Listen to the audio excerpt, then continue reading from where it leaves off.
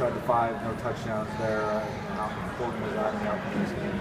Huge. I mean, I definitely feel that if we get those touchdowns when we're in the red zone those 2 times, that this game would be completely different and we could be talking about it again. What you see? What prevented you guys from able to get it done then?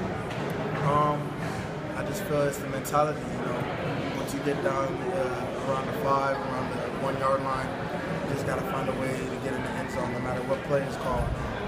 No matter if it's blocking right, no matter if they're covering us, we just got to make a play and get in the end zone. How disappointing for you personally? I think a couple times it was at the 1 yard line, you had a chance yourself there.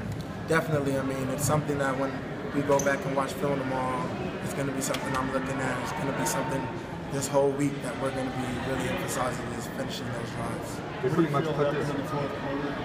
In the fourth quarter, we were playing great all game, and I don't want to say that we kind of took the gas off the pedal off the gas. Excuse me. But I feel like we just could have been a little bit more into the game and just stayed focused. I feel like maybe a little bit of our focus went down, and that's where Ole Miss kind of got some big plays. And I kind of feel like our offense really started clicking because we started getting to our tempo offense, but it was just a little too late. They put the game basically on you and Matt and Shane offensively. Did you guys expect that? That it was pretty much you three, you get the ball the whole game? I mean, me, Matt, and Shane, we know that if our offense is going to succeed, be able to do our job. And we all know that we're big parts of this offense, and we have to be great threats in the offense for Grant and just good pieces. So, I mean, if it comes down to us being the only guys that are doing something out on the field, then we know we have to make sure we step up and take care of the business. But we know that we have other guys too that can handle their job, and we're going to go back and watch film, and we're going to come back next Saturday and take care of some business. You must have touched the ball 35-something times tonight. Is that acceptable workload for you? Are you built for that? Or? Good. I mean, I feel good right now.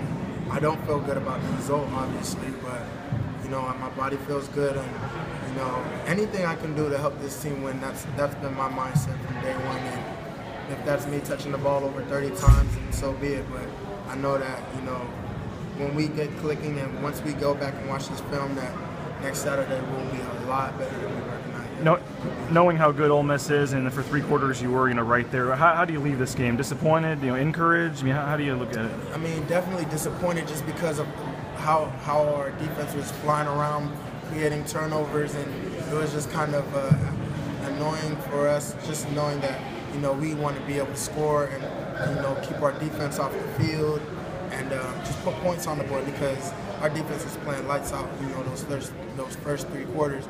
So I mean, it's disappointing, but at the same time encouraging as well, because we know that they're a great SEC team, and we know that we were sticking with them, and we just got to go back and watch the film, and we'll learn from this. We'll learn from this game for sure. Jay, we talked about the new offense and you guys trying to get up to speed on it. Overall, how do you think you did execute tonight? And I know that it's kind of quick to analyze it, but how can you guys get better?